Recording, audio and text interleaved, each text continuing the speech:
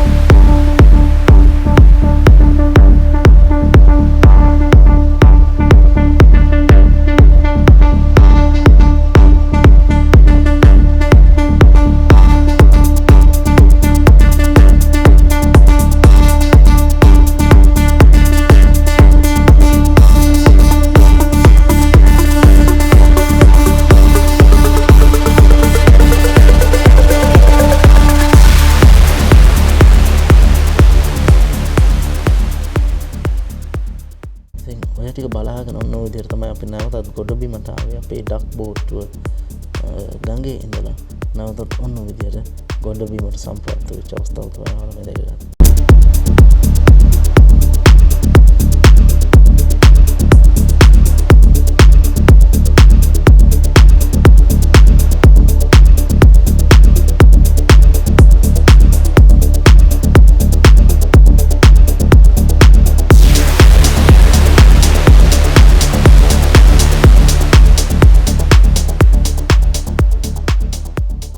මේ විදිහට ගඟෙන් එළියට ආපු අපි ඩක් බෝට් එක හරහා එහෙම නැත්නම් මේ ඩක් ටූර් එකේ ඉතිරි කොටස ගොඩබිමේ මෙන්න මේ විදිහට තමයි ගමන් කරන්නේ.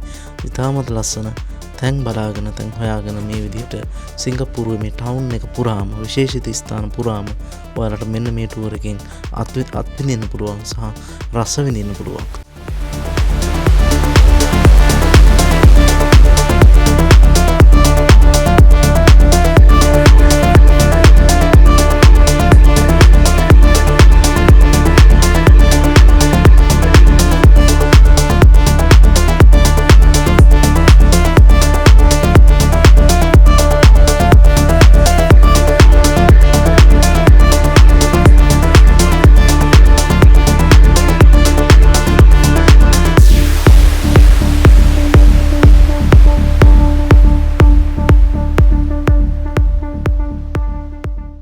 දැන් මේ අපි පහු කරන්නේ සිංගප්පූරුවේ නිදහස් උත්සවයට මම කිව්වා කලින් වගේම සූදානම් වෙනවා.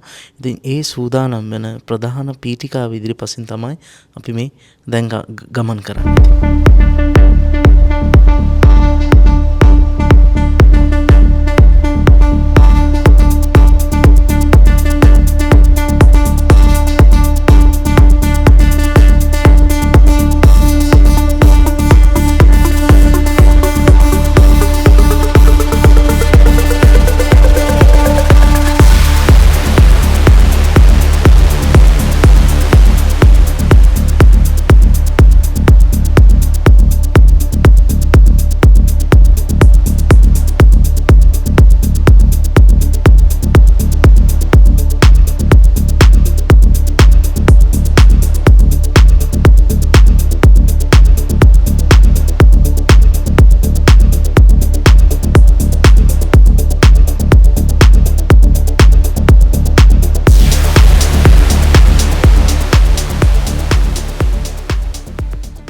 ඒ වගේම තමයි සිංගප්පූරුවට එන ඕන කෙනෙක්ට දැක ගන්න පුළුවන් මේ කට්ටිය මාරගහ. ලංකාවේ අපි නම් මාරගහ කියන එක කොච්චර හැල්ලුවට ලක් කළාද කතා කරන්නේ. නමුත් මේ කට්ටිය මාරගහ කියන එක කොච්චර මේ කට්ටියගේ නගර සැලසුම් වල කොටසක් විදිහට පාවිච්චි කරලා තියෙනවද කියන කාරණය මේ ටවුන් එක පුරාම විද්‍යුත් වලට දැක ගන්න පුළුවන්. මේ බලන්න හැම තැනම දකින්නට ලැබෙන්නේ මාරගස්. ඉතාමත් ශීඝ්‍රයෙන් වර්ධනය වෙනවා. ඒ වගේම තමයි හෙවන හැම තැනකටම ලබා දෙන්න පාරවල් දෙපැත්තේ සිංගප්පූරුවේ වැඩිපුරම දකින්න පුළුවන් ගහ තමයි මාරගහ. ඉතින් අපේ මේ එපිසෝඩ් එකකින් අපි සමුගන්නවා. සෝලෝ 360 තාම සබ්ස්ක්‍රයිබ් කරලා නැත්නම් සබ්ස්ක්‍රයිබ් කරන්න. තව වීඩියෝ දාලා තියෙනවා ඒව බලන්න. හැමෝටම අපිත් එක්ක වෙලා හිටියට thank you.